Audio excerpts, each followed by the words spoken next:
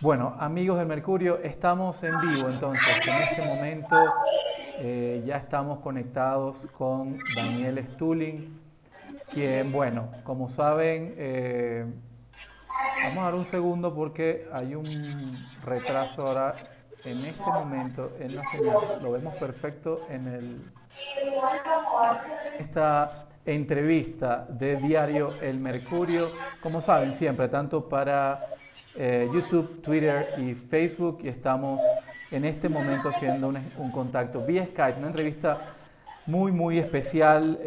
Bueno, entre otras cosas, voy a hacer esta introducción brevemente con el doctor. Estamos hablando con el doctor en inteligencia conceptual, Daniel Stulin, un hombre considerado peligroso por muchos, sobre todo en el status quo. Estuvo nominado al Premio Nobel en 2015, Premio Nobel de la Paz, y también, bueno, al Pulitzer, y a muchos premios de periodismo por investigación.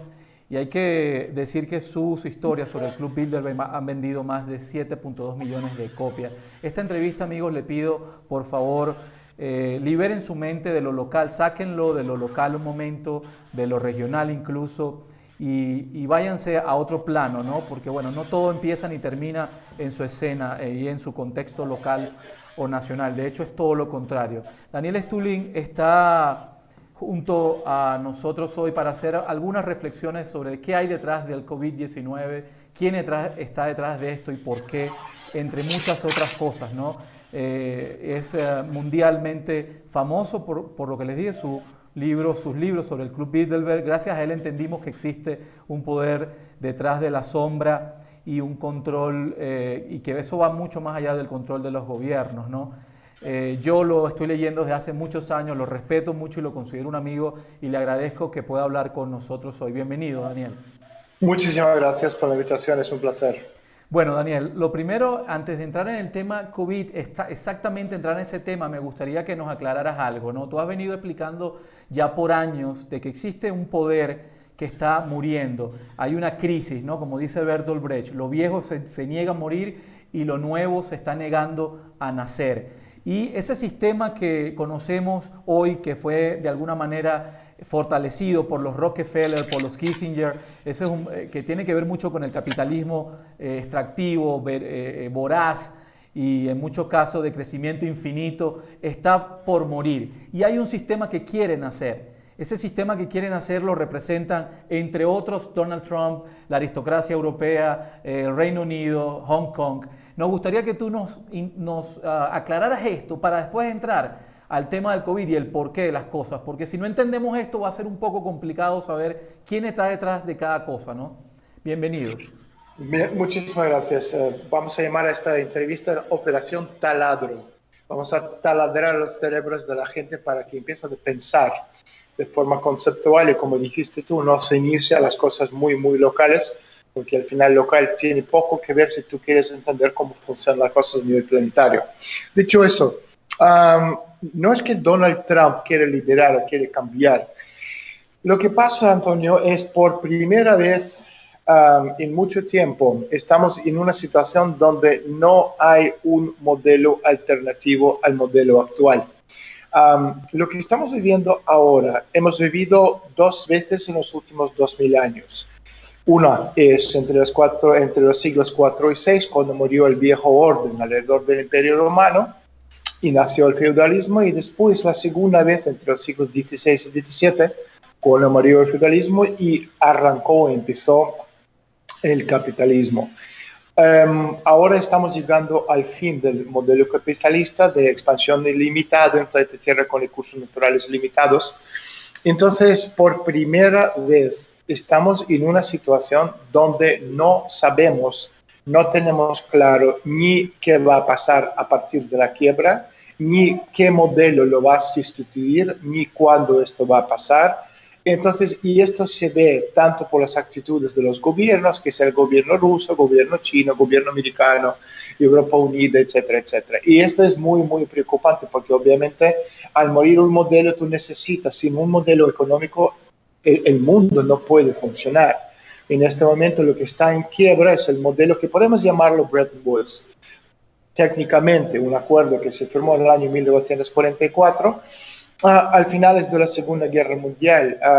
Un acuerdo que también está ligado al acuerdo de Yalta, una reunión, una conferencia entre los ganadores de la Segunda Guerra Mundial, en Estados Unidos, Inglaterra, ya post-imperio, y la Unión Soviética.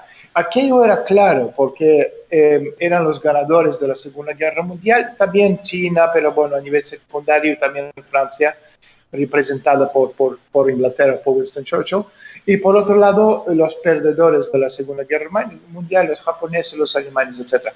El problema de ahora no es la lucha entre los gobiernos, es la lucha entre los modelos. Esto lo he explicado muchas veces y también, si no me equivoco, lo expliqué a los oyentes de Mercurio hace unos 4 o 5 meses, no me acuerdo la última vez que hicimos la entrevista, pero lo voy a repetir rápidamente, ¿no? Porque es importante. Sí.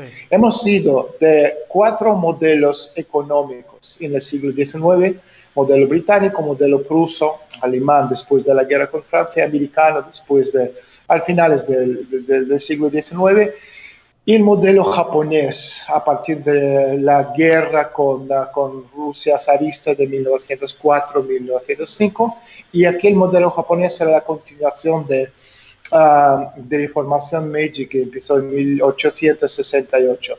Estos 4 modelos económicos, llegando al final de la Segunda Guerra Mundial, se quedaron en 2. Occidental capitalista por un lado y socialista soviético, los satélites, ¿no?, soviéticos del campo soviético de influencia por el otro. Y estos 2 modelos coincidían y tienen una convivencia más o menos pacífica entre 1944 y la quiebra de la Unión Soviética, si lo tomamos como punto de referencia la caída del muro de Berlín o la caída de la Unión Soviética en 1991 o 1989, la caída del muro de Berlín, y ser relevante. Durante 40 y pico años estos 2 modelos coincidían. En algunas cosas el Occidente obviamente lo tenía mejor por comodidad de la vida, por la habilidad de comprar un sinfín de cosas y tener una elección muy, muy grande. En otros aspectos, sobre todo sociales, el bloque soviético a nivel de educación, a nivel de medicina, etcétera, también tenía sus ventajas, y a nivel de demografía puede ser más o menos parecidos. En 91, al quebrarse el modelo socialista, ¿cómo, por qué, dónde va? Mucho más allá del alcance de la entrevista, pero yo te aseguro que no tiene nada que ver que el modelo capitalista era mejor que los soviéticos, porque en 91, al quebrarse el país, la Unión Soviética estaba creciendo 10% al año, y el país tenía más cuota de mercado económico de producción de PIB que Estados Unidos el día de hoy, es decir, más de 20%. Entonces, en 91 estos 2 modelos se juntaron en un modelo planetario.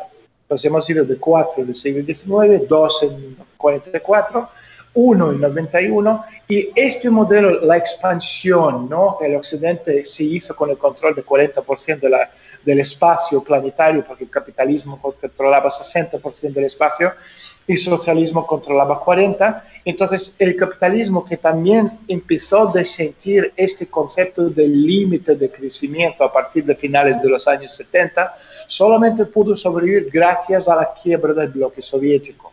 Entonces en 91 ellos se apoderaron de 40% del mercado mundial, y esto les dio la segunda vida, que duró lo que duró hasta la crisis del año 2008. Entonces el capitalismo se expandió, no de forma infinita, porque esto no existe en el planeta Tierra, que es un espacio limitado, sino al conquistar el bloque soviético y satélites, pudo aguantar entre 91 y 2008, que es unos 15, 17 años más.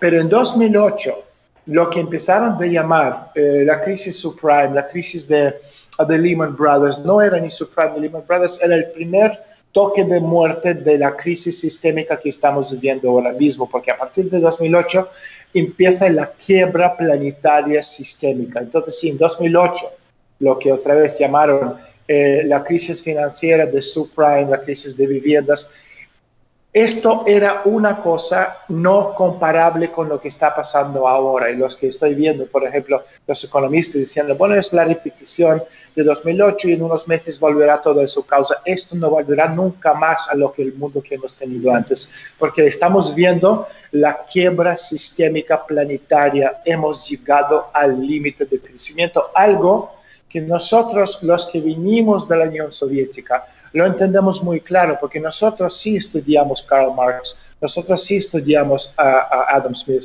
y ellos lo tenían absolutamente claro, el concepto de límite de crecimiento. Por eso en la Unión Soviética, por ejemplo, nosotros tenemos una materia universitaria que es politeconomía, pero en Occidente, como no les gusta el concepto del límite de nada, eliminaron la parte política y se quedaron con su pseudociencia que se llama economics. Entiendo.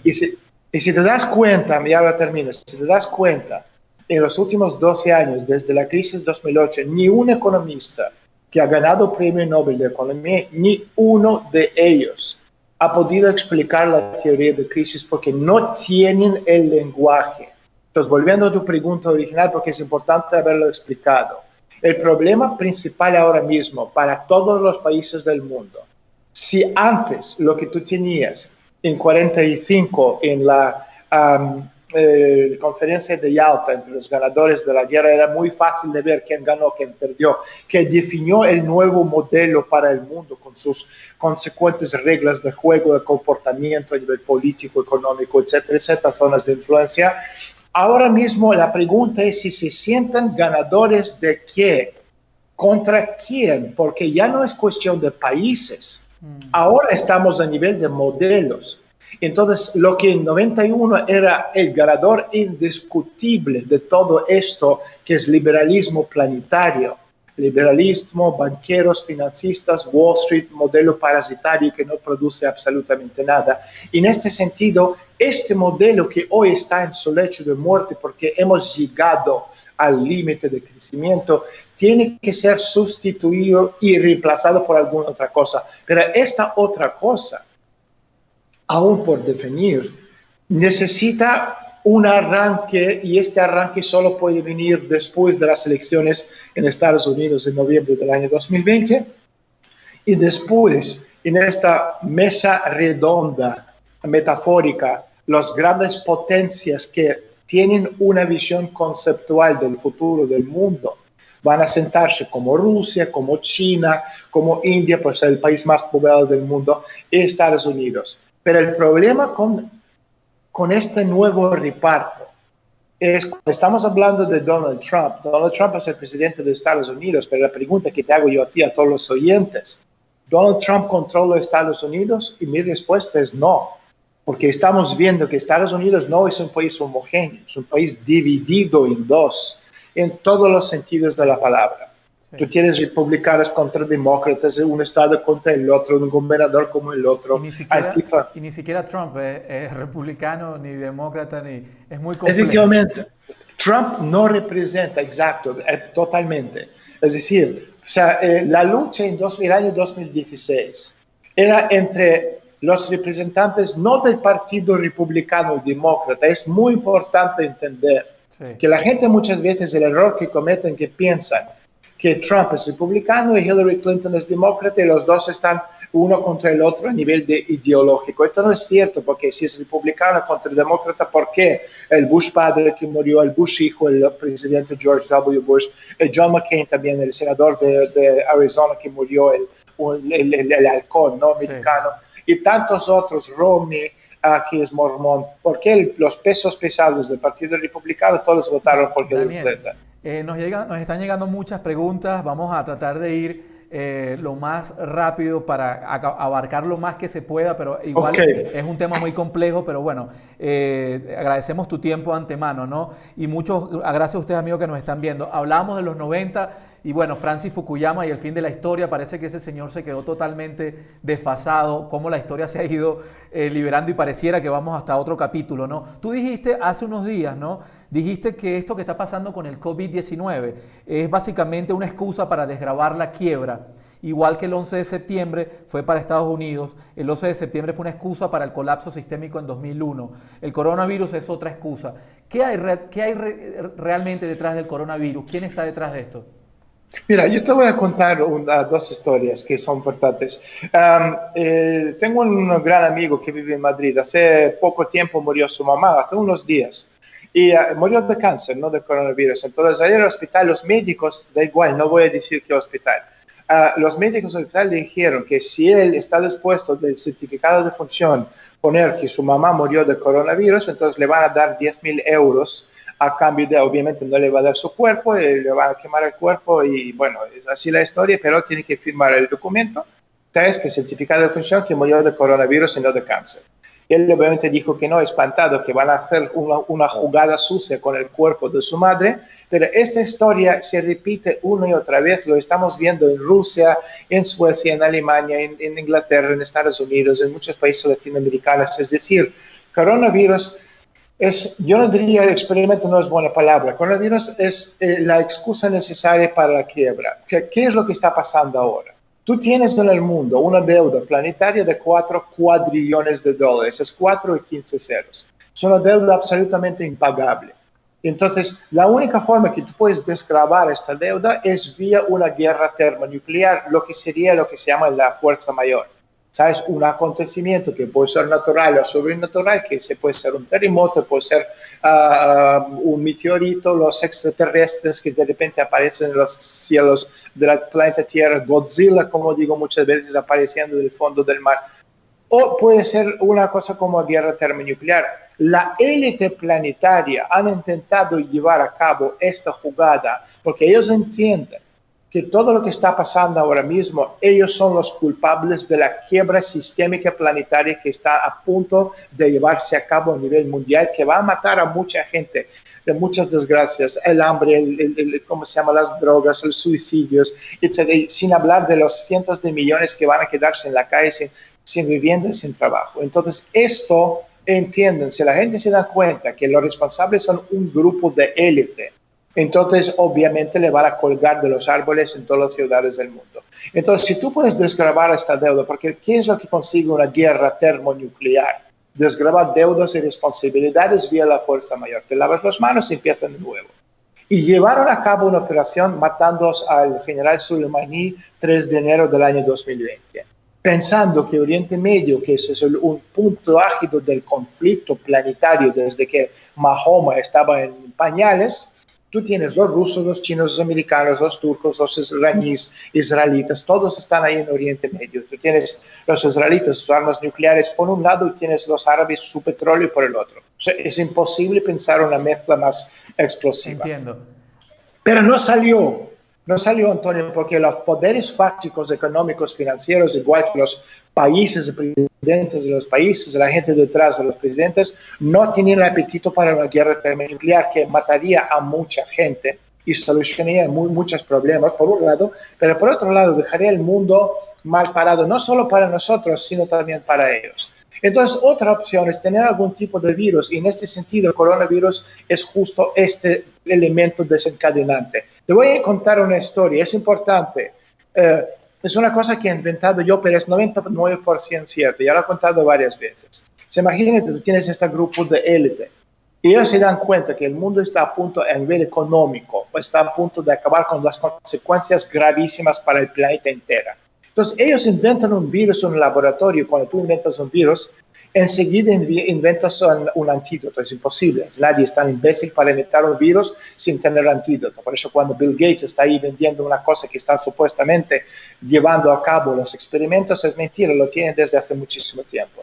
Entonces, ellos necesitan que esto sea declarado una pandemia, porque después con la pandemia te permite desgravar las mismas deudas que tú no podías desgravar con una guerra termonuclear.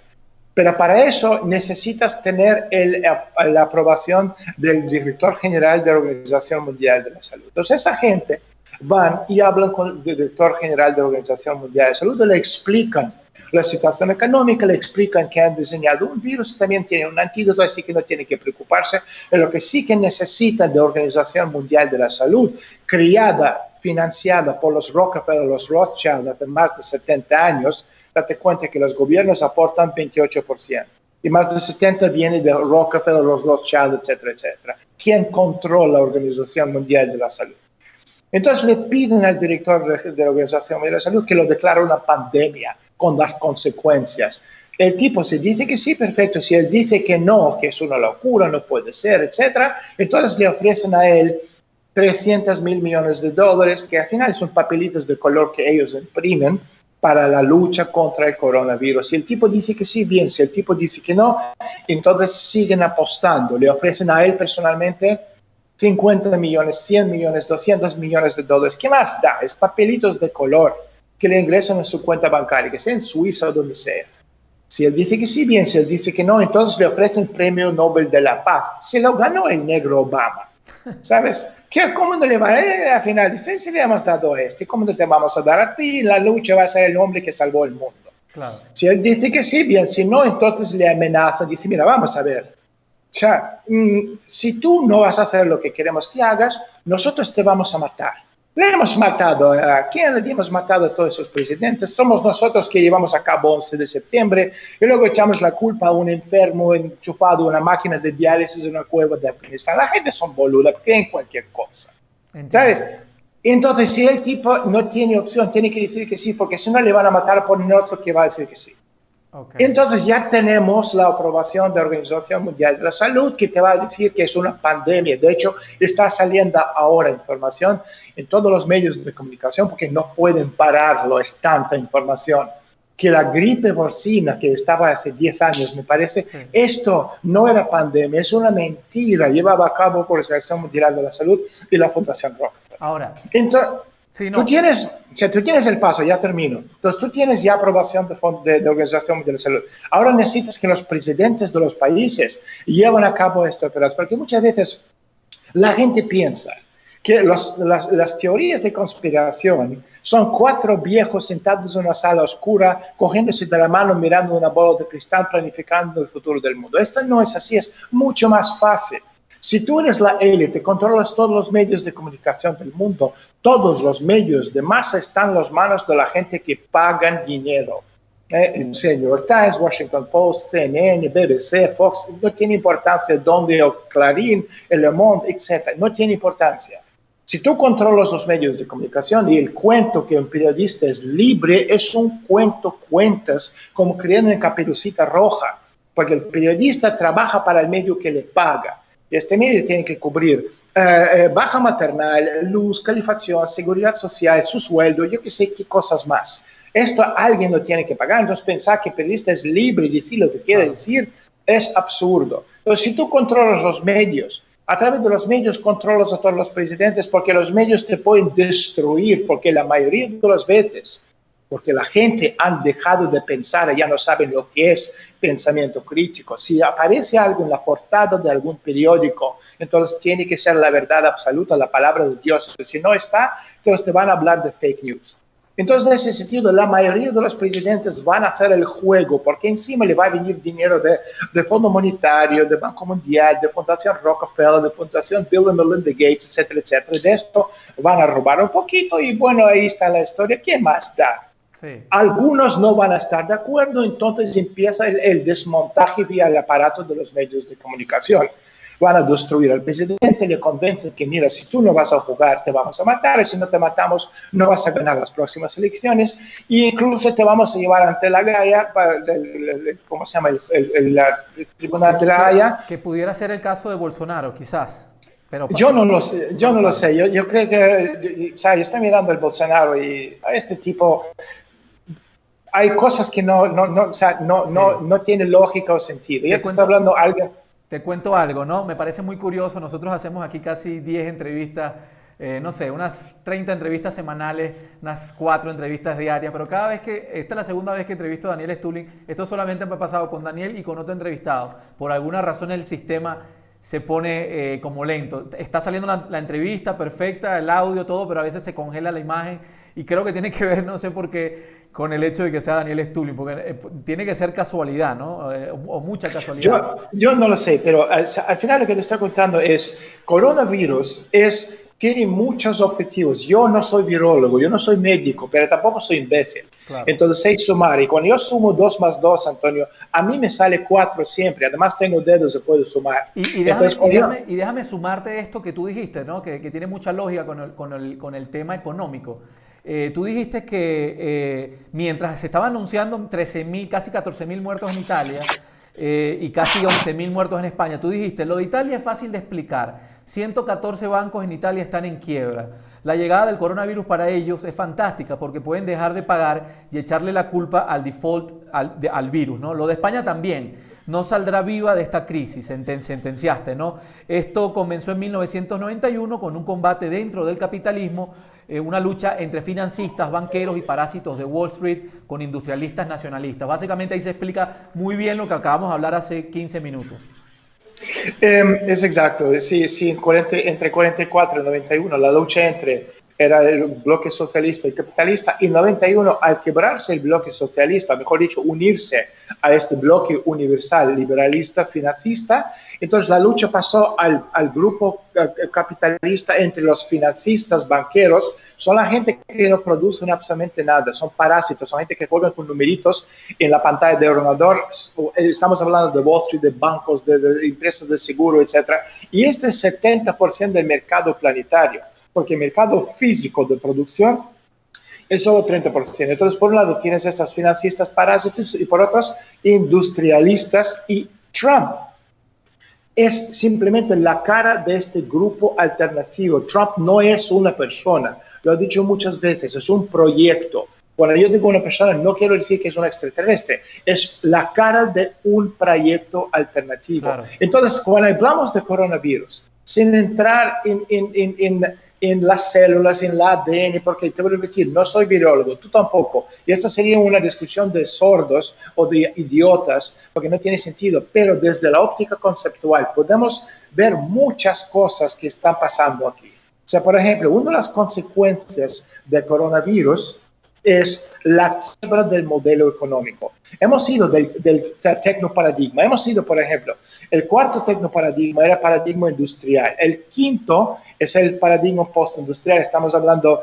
de tecnologías financieras, servicios financieros, mundo de IT, entretenimiento, telecomunicaciones, y ahora estamos entrando en el sexto paradigma tecnológico, que es transindustrial. ¿Qué significa esto? Robótica, industrias aditivas, como por ejemplo los printers 3D, inteligencia artificial, nano-bioinfocogno, transhumanismo, posthumanismo. Y todo esto se puede confirmar porque ya es un hecho que el mundo está desindustrializado, es decir, no hay industria.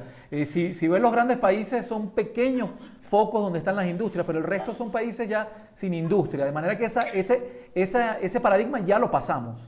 Entonces, exacto, entonces hemos ido de cuarto, que es industrial a postindustrial, y de repente cuando estamos hablando de postindustrial, es los abogados, los managers, los banqueros, los financistas, los cuellos blancos se convirtieron en los reyes Midas, y de repente ellos estaban de moda, los ingenieros, arquitectos, ya eran pendejos pasados, losers, ¿no? Pasados de moda, perdedores, y ahora toda esa gente también va a desaparecer, porque estamos entrando en un nuevo paradigma tecnológico. Lo que sí que es interesante es que todos los cambios de una paradigma al otra han sido acompañados de un conflicto bélico como guerra mundial. Lo que pasó, por ejemplo, con la Segunda Guerra Mundial, hemos ido de radio a una comunicación distinta, hemos ido de vapor a una fuente de energía como, por ejemplo, el nuclear distinto. Sí. Entonces, este subidón se acompaña a lo que se llama la paradoja griega, donde todo lo que se ha sido descubierto de anteriormente se rompe para crear este nuevo paradigma tecnológico. Entonces, si pensamos que dentro de pocos meses todo va a volver como a su cauce, ¿no? Como era hace unos meses, yo te aseguro que jamás, nunca más en nuestras vidas lo que está pasando ahora va a ser como antes. Esto no es una crisis financiera de un sector del negocio, es una crisis sistémica, se rompe todo lo que conocemos a nivel planetario. Daniel, y siguen llegando muchas preguntas. Una de ellas tiene que ver, ¿qué papel juega China en todo esto? Tú has hablado de la China, de los dragones amarillos, y toda la narrativa se está llevando al hecho de que esto es culpa de China, pero casualmente China, todo el mundo le debe dinero, el mundo entero le debe dinero, Estados Unidos le debe demasiado dinero, sin contar de que está industrializado el mundo allí, ese es el foco de industria del mundo. Pero ¿qué papel juega China en esto? Vamos a ver, sin entrar demasiado en el concepto económico, porque mucha gente ni lo entiende ni tampoco les interesa. Tú ten en cuenta que la gente está hablando que China y Estados Unidos son dos países distintos, dos modelos distintos. China y Estados Unidos es una moneda que tiene cara y cruz. La cara es Estados Unidos y la cruz es China. Y los dos han podido funcionar como un parte del mismo modelo liberal banquero financista. Porque date cuenta, sea, muchas veces la gente pregunta, ¿cómo es posible que todos estos países a nivel planetario entraron dentro de este modelo liberal banquero financista? Esto también explica China. Es muy sencillo. Si tú tienes a partir de 1944 Estados Unidos que te dice a todos, mira, vamos a ver, tú formas parte del modelo liberal financista, es decir, nosotros imprimimos dinero, lo repartimos por el mundo, expandimos el papel del dólar a nivel planetario y de esta forma ustedes vais a hacer crear fábricas, que sea en China, que sea en Singapur, que sea en Vietnam, que sea donde sea, y después vais a vender a los productos de China aquí barata. Esta va a subir el nivel de vida de las personas, aunque ellas a nivel de ganancias reales no va a subir. Y por eso, si tú estás viendo, por ejemplo, Estados Unidos, ahora mismo todo el mundo tiene 3 televisiones, 4 coches, 5, 6, 7 teléfonos móviles, tiene de todo, pero su nivel de vida es cada vez más bajo. Pero tú esto solo puedes hacerlo dentro de un modelo concreto. Porque Estados Unidos, los liberales financistas prometieron a cambio de formar parte de este modelo el crecimiento anual de entre 5 y 6% para cada uno de sus países a nivel de Producto Interior Bruto, ¿no? Entonces, mientras esto duraba, y esto solo puede durar si hay expansión, cuando llegas al límite de crecimiento, y esto es lo que pasó a partir de 1981, Estados Unidos se dieron cuenta que estaban llegando al límite. Entonces, por un lado, necesitaban destruir la Unión Soviética para hacerse con su parcela, y por otro, mientras estaban destruyendo el país, inventaron Reaganomics. Que Reaganomics, a grosso modo, yo imprimo dinero, lo que te comenté, lo reparto entre todos, todo el mundo se endeuda cada vez más, pero tiene más cosas. Esto solo puede funcionar si los tipos de interés van cayéndose a cero. Y por eso hemos visto a partir de 1979, 80, 81, etc., los tipos de interés empezaron a caer con Volcker de 20% casi, o 20,4%, no me acuerdo, a cero, incluso negativo. Pero tú ya no puedes llevarlo a un nivel más límite porque ya están a cero. Entonces, al no poder ofrecer más ningún tipo de crecimiento, ni de 5, ni de 4, ni de 0%, se rompe el modelo, porque, vuelvo a repetir, algo que Karl Marx entendió. En ese sentido, yo leo muchos comentarios de mucha gente que dicen, marxismo es comunista, estalinismo, no sé qué, no sé cuándo, es Putin el dictador, no tiene nada que ver uno con el otro, pero lo meten todo en el mismo saco. Lo que esa gente no entiende es que los que sí han leído, han estudiado y han memorizado a Karl Marx era la élite planetaria. Zbigniew Brzezinski leyó a Marx de cubierta a cubierta, él lo memorizó todo, lo ha dicho en varias entrevistas. Lo mismo Kissinger, lo mismo Rockefeller. ¿Por qué la élite lo lee? Porque ellos sí entienden lo que está pasando. Y Karl Marx dedicó toda su vida no a hablar de capitalismo, de socialismo, sino intentar de entender como teórico qué va a pasar después de la quiebra del capitalismo, qué va a venir después. Y lo que Karl Marx estaba hablando en su Capital estamos viendo en este momento. Y esto es absolutamente vital para entender, y mucha gente no lo entiende porque su concepto de economía, aparte, no lo tienen, basado en liberalismo planetario que es parasitario, es decir, tú vives a coste de los demás, porque la economía solo puede funcionar de dos formas. Uno, economía modelo abierto o cerrado. Esto quiere decir, es decir, modelo imperial, donde tú robas a los demás, como Imperio Británico, como los estadounidenses, a punta de pistola con sus revoluciones de color, el Imperio Español, pero esto tiene límite cuando ya terminas de robar todo a todos y ya no hay nada más que robar, que es la situación actual. Entonces la pregunta es muy sencilla, ¿y ahora qué? Y la otra opción es obviamente la economía cerrada. Es una economía mucho más pequeña, pero también mucho más productiva, pero no te da los beneficios fantásticos con los numeritos en la pantalla del ordenador que esa gente, liberales financistas, han disfrutado durante tanto tiempo y ahora obviamente no. Y repito, lo que estamos viendo es el fin, la muerte de globalización, porque globalización es la apertura, el movimiento libre de bienes, de personas, de dinero, de capital, etcétera, etcétera. Y tú te das cuenta, este ya murió. Globalización, de hecho, empezó a morir 11 de septiembre de 2001.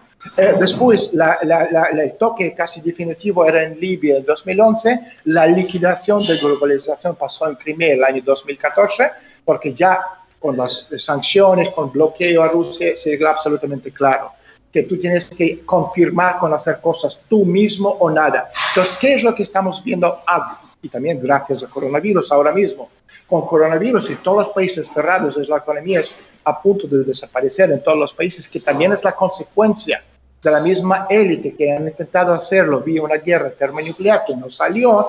Entonces, vía coronavirus han cerrado todos los países, están destruyendo las economías a propósito, porque lo que ellos quieren es, con este colapso planetario y caos, volverse y hacerse con el control a nivel mucho más pequeño, pero lo que ellos tienen que entender. Daniel, ahora, a mí me ha parecido muy curioso que cada vez aparecen más videos. Desde el 2015 ya personas como Bill Gates habían vaticinado esto, Obama, George W. Bush. Hay videos donde claramente dicen va a venir un virus. Desde el 2015, incluso antes, ya estaban hablando de esto, porque George W. Bush estaba antes. ¿Esto qué se debe? ¿Cómo es que esta gente tiene una información tan detallada de lo que va a ocurrir 10 años después? Y hoy se está hablando de un chip, de una vacuna chip que tendríamos todos en el futuro. Vamos a ver, no Bill Gates del año 2015, hace unas semanas salieron, pero bueno, son informes que dan vueltas por ahí, es decir, no son secretos, porque ten en cuenta que cualquier conspiración no es oculta, las conspiraciones son siempre abiertas a la vista de todos. Lo que pasa es que incluso si tú ves las películas de Hollywood, todas las películas de Hollywood, sobre todo cuando están hablando de la CIA, de las sociedades secretas, del dinero, de capital, todo ese tipo de cosas, tienen una gran parte de la verdad. Lo que pasa es que la gente, viviendo en el mundo paralelo, que no tiene nada que ver con el mundo real, que lo enseñan en estas películas, dicen, cuando aparece cualquier acontecimiento así, dice, no, esto ya lo he visto en la película, como si fuera aquello la realidad y esto es la película, cuando es todo el resto, están demostrando. Esto también es un truco masónico de las sociedades secretas. Te lo demuestro de forma abierta lo que yo te voy a hacer, porque tú no te das cuenta que estás dentro de este campo electrónico de concentración sin lágrimas. Y lo que tú me estás contando de Bill Gates, el año 2010, la Fundación Rockefeller, que es una ONG, en conjunto con varios otros organismos, ya han creado, es decir, un informe donde están hablando de una posible pandemia en el año 2012 y lo explican en gran detalle que va a ser una pandemia tipo SARS-coronavirus. Es decir, en 2010 ya estaban explicando al detalle lo que va a pasar a partir de febrero del año 2012. Y si lees este informe de la Fundación Rockefeller, está ahí online, lo puedes conseguir, no es privado ni secreto. Pero tú das cuenta que tú estás leyendo, es un cálculo de lo que está pasando ahora mismo. Entonces, cuando tú estás hablando de Bill Gates, de George Soros, de todos esos personajes, tú tienes que entender que ellos no son importantes. La verdadera élite es una élite secreta y oculta. Y la gente como George Soros o Bill Gates son las caras visibles de un rango muy, muy por debajo. Muchas veces cuando tú escuchas, por ejemplo, a Bill Gates hablando de que el 90% de su riqueza cuando él muere va a regalar o a dar a yo que sé qué organismos, dicen, oye, ¿por qué no se la da a sus hijos? Tenéis que entender que el dinero de Bill Gates no es su dinero, es un manager. Es un manager de la riqueza de la gente que tiene esa riqueza, que no se mide en miles de millones, se mide en miles de cuadrillones de dólares. La riqueza no tiene 100 años. Este es dinero joven. La verdadera riqueza tiene 1000 años. Por ejemplo, una de las familias más poderosas del mundo son los judíos, se llama Baruch. Son los propietarios de Standard Chartered Bank. Este Standard Chartered Bank, de hecho, a los amantes de fútbol, si miras Liverpool, el club inglés, Standard, en su camiseta pone Standard Chartered Bank. Y este es el banco de los Baruch. Los Baruch se hicieron o crearon este banco casi al día que el zar, el Imperio Romanov en Rusia se hizo con el trono en Rusia en 1613. Bueno, 300 años más tarde mataron a los Romanov y los Baruch acaban de celebrar sus 400 años. Pero los Baruch son del quinto siglo, es decir, llevan 1500 años.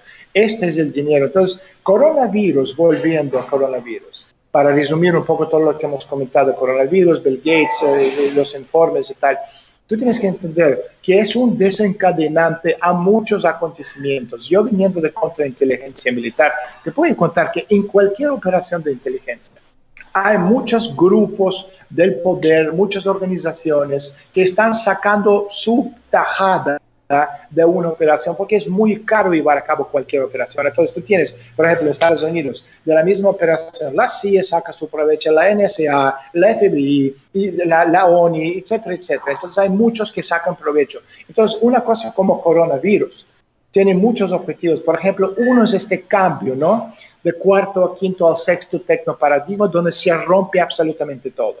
Donde todo esto, lo que venimos a nivel cíclico, ¿no? ¿Cómo se llama? El mundo financiero, de tecnologías de servicios, telecomunicaciones, inteligencia de IT, ¿no? Esto desaparece y esta gente no van a tener nada que hacer. Y es uno de los grandes problemas para la élite, con la quiebra del modelo sistémico.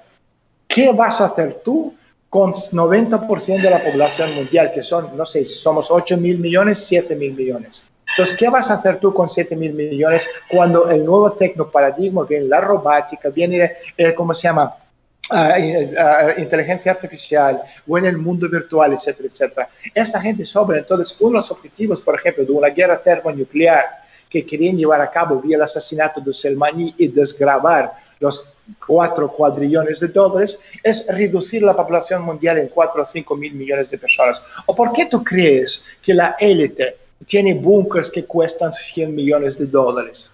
Porque ellos prefieren vivir bajo tierra como una rata en vez de tener una isla paradisíaca en medio del Caribe o en medio de donde sea, mirando las palmeras y la puesta del sol. No, ellos viven bajo tierra. ¿Por qué? Porque entienden lo que está pasando en el mundo. Entonces, Daniel, y disculpa que te interrumpa, quiero que sepan, bueno, por lo menos Marco Rodrigo Cabrera parece que no entendió nada, está hablando aquí de comunismo y de capitalismo, y parece que no entendió nada, estamos hablando de nuevos paradigmas, bueno, Daniel lo está haciendo.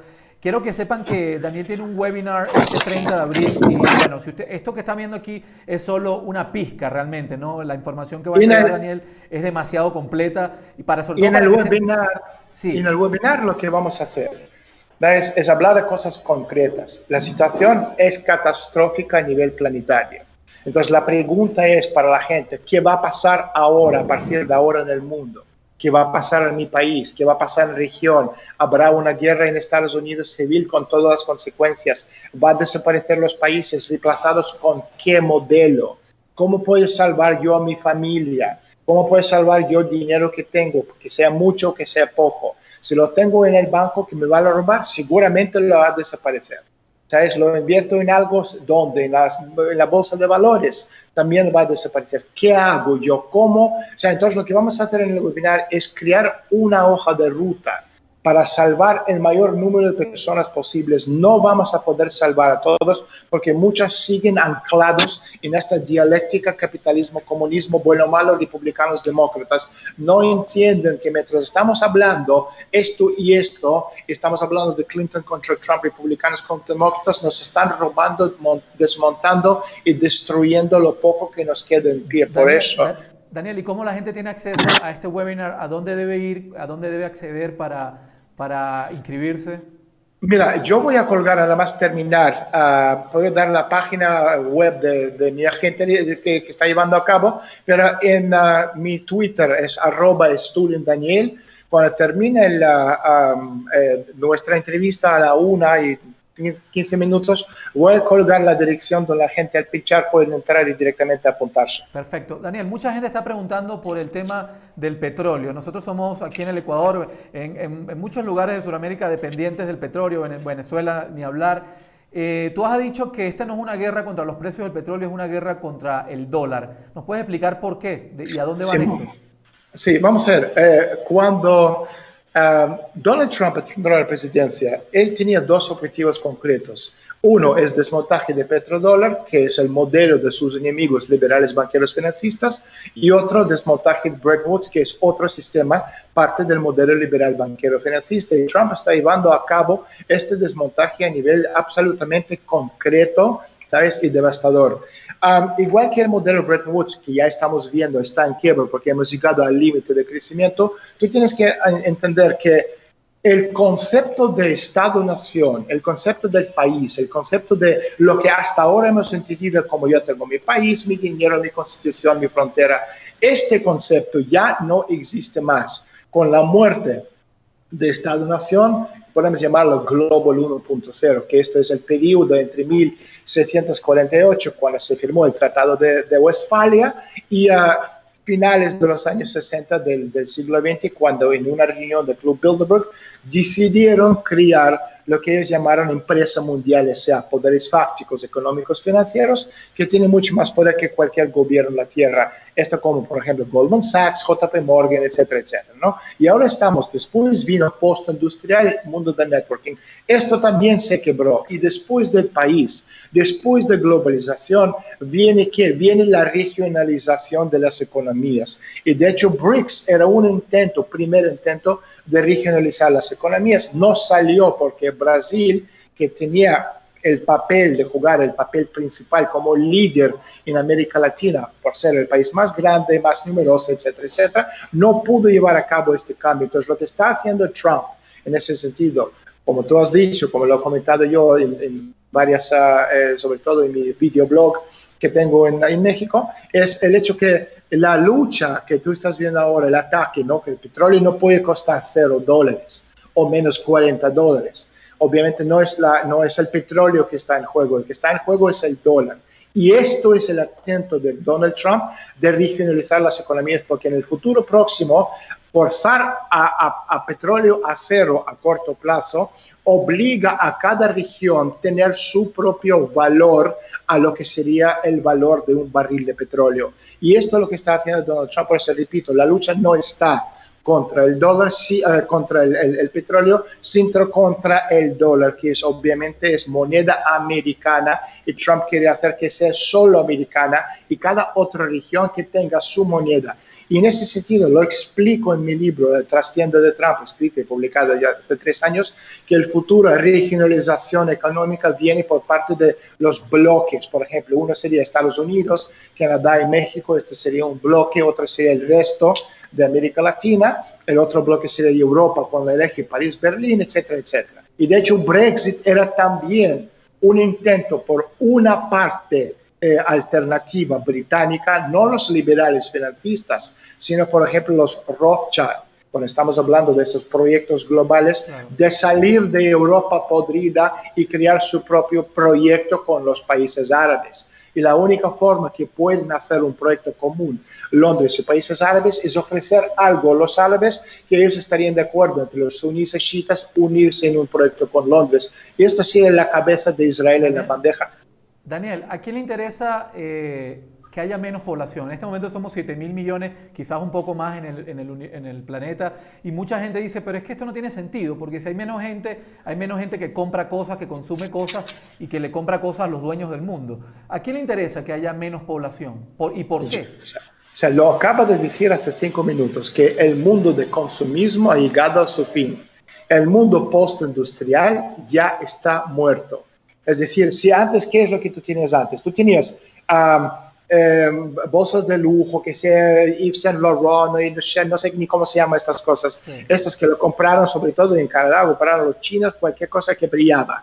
Pero este mundo de lujos, este mundo de coches de millones de dólares, de los teléfonos que cuestan una burrada, esto ya terminó, no existe más. El mundo de consumismo termina porque estamos viendo la quiebra de este modelo económico basado en estos valores ficticios que no existen. Tú comprabas más cosas, pero tu valor agregado, lo que tú ganabas, no aumentaba. Claro. Y este modelo está en quiebra. Entonces, ellos no necesitan la élite, no necesitan 8.000 millones de personas, porque a partir de ahora, su gran problema es ¿qué vamos a hacer con 7.000 millones de personas que nos sobran? Porque no habrá trabajo para ellos. Y de hecho estamos viendo, si tú piensas desde la óptica conceptual, estamos viendo que ya están hablando en muchos países de sueldo universal. Y la gente está que bien voy a tener un sueldo. Pero, o sea, esa gente que piensa que la élite es bondadosa, les quieren bien, les quieren muerta.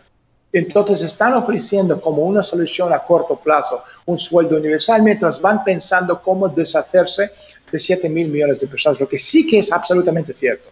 La clase media desaparece 100%.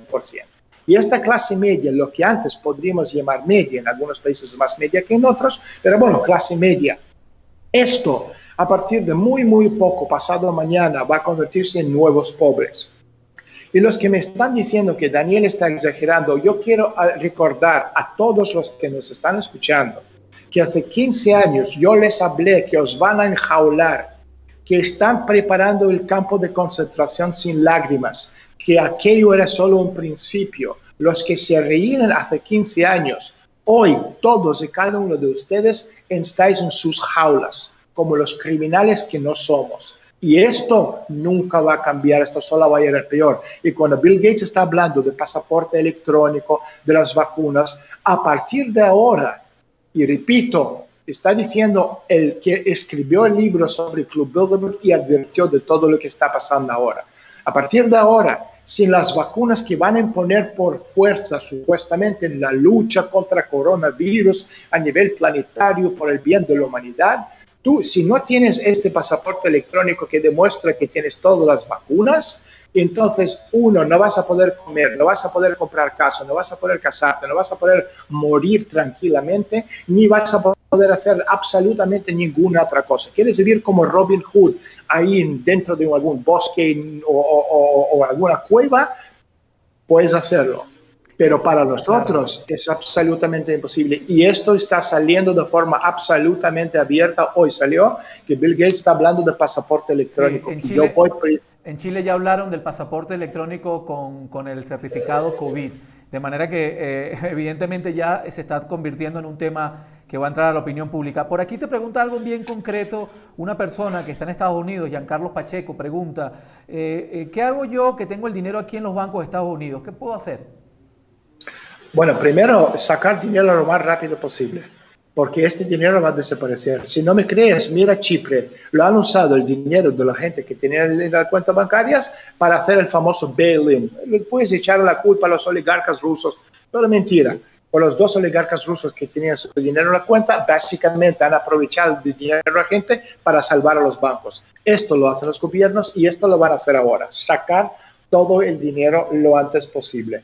Entiendo. Por otro lado, ¿qué papel juega Vladimir Putin en todo esto? Evidentemente nosotros en Occidente se nos pinta como una figura negativa, ¿no? Medio atrasada, por supuesto en contra de los valores de Occidente. Pero realmente, ¿qué papel juega Vladimir Putin en todo esto?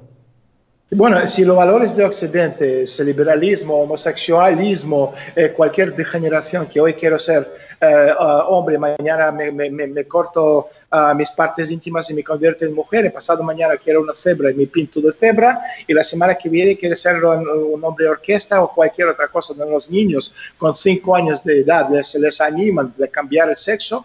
Estos valores que os podéis quedarse ustedes, yo prefiero valores nuestras, que son valores no solo rusas. Date cuenta que hasta 1980 el mundo entero tenía un valor conservadurismo que está basado en valores de la familia, de ahorro, de valores, lo que es conservadurismo en todo sentido de la palabra.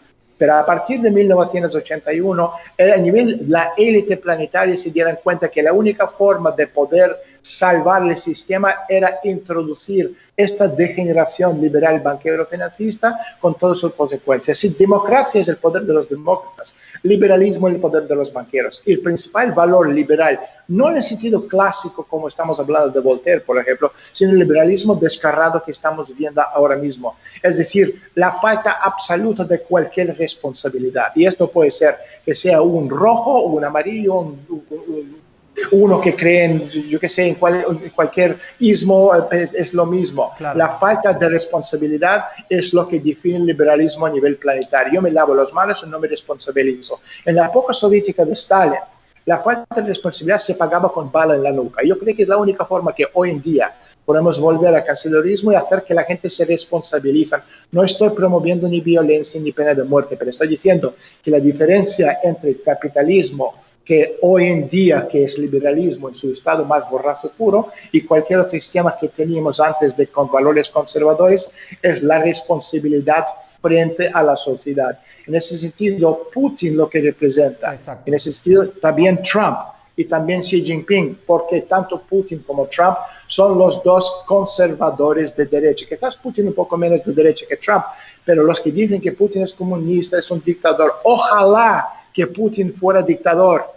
Entonces, con bala en la nuca empezaría a limpiar toda esta que tenemos ahí, el cáncer que está lo mismo que está pasando en los Estados Unidos. Bueno, por eso Putin no es ningún dictador. Los dos son conservadores de derecha. Lo que sí que es Putin es una persona que bien representa los intereses del pueblo ruso, y en este sentido tenemos que decir que si no fuera por Putin, Rusia hoy en día ya no existía más, porque nos habrían descuartizado hace 20 años. Muchas preguntas, por lo menos Javier, bueno, pregunta por el link del webinar, ya te dije, dijo Daniel Javier, va a estar en su Twitter, así que síguelo en Stulin Daniel en el Twitter. Y bueno, personas que preguntan si es bueno invertir en oro o en plata. Y otra persona que se llama Giovanni Domínguez, ¿qué hacemos los pueblos latinoamericanos en esta situación? ¿Dónde quedamos los pueblos latinoamericanos? Exacto, es una pregunta muy, muy buena. Lo voy a comentar mucho en el webinar, rápidamente, porque no tenemos tiempo. Con la quiebra sistémica planetaria, la quiebra de los países y la quiebra, desaparición del concepto globalización, viene regionalización de las economías. Este nuevo mundo va a tener dos polos. Un polo es euroasiático y el segundo polo es el polo de América Latina. En ese sentido, por ejemplo, la América Latina, que es verdadera la unión de la misma cultura, de los pueblos, si podemos hablar de Europa unida. Esto sería, por ejemplo, América Latina, donde todos los países hablan el mismo idioma, tienen la misma forma de entender la vida, más o menos. Entonces, en ese sentido, América Latina es un polo muy importante a partir de ahora. Y lo que estamos desarrollando, por ejemplo, es Colombia y Venezuela. Van a jugar muy, muy importante en el futuro como el flanco sur de Estados Unidos. Entonces, Colombia, Venezuela y Trump, esta es una alianza que mucha gente que quizás esto están escuchando por primera vez se quedan espantados. ¿Qué tiene que ver Maduro con Duque? Yo no estoy hablando ni de Maduro ni Duque, estoy hablando del concepto de Gran Colombia Plus, y esto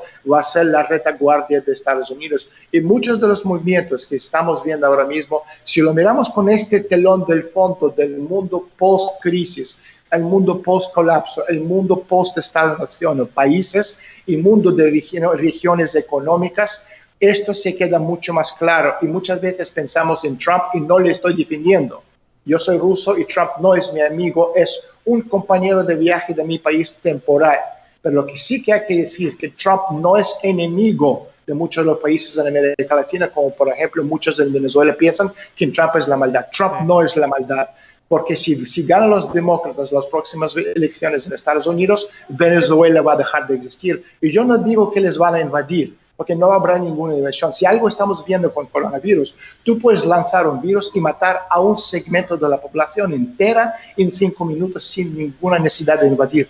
Esto es la nueva guerra híbrida 6.0, y da igual que, ¿cómo se llama esto? La planificación militar que tú puedes tener. Tú no puedes luchar contra la nueva guerra, sobre todo bacteriológica, que se nos viene encima, y lo de coronavirus ha sido un experimento. Lo han mejorado y lo han apretado y lo han visto lo que hay que pulir y lo han hecho. Y saben que la gente en 3 semanas, date cuenta que han enjaulado el mundo entero, 6.000 millones de personas están encerradas en sus casas. Es decir, nosotros hemos entregado en cuestión de semanas la libertad por lo que nuestros antepasados durante miles de años han luchado y han muerto para que nosotros hoy en día podamos ser libres, y somos más enjaulados que nunca, y me da vergüenza por el ser humano. Y esto es la primera cosa que tenemos que recuperar, darnos cuenta que la libertad no se negocia bajo ningún concepto.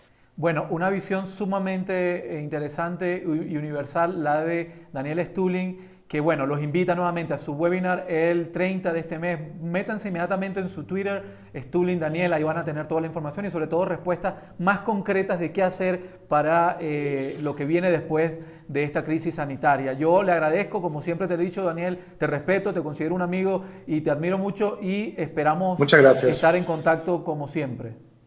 Muchísimas gracias. Bueno amigos, entonces despedimos y muchas gracias por estar allí.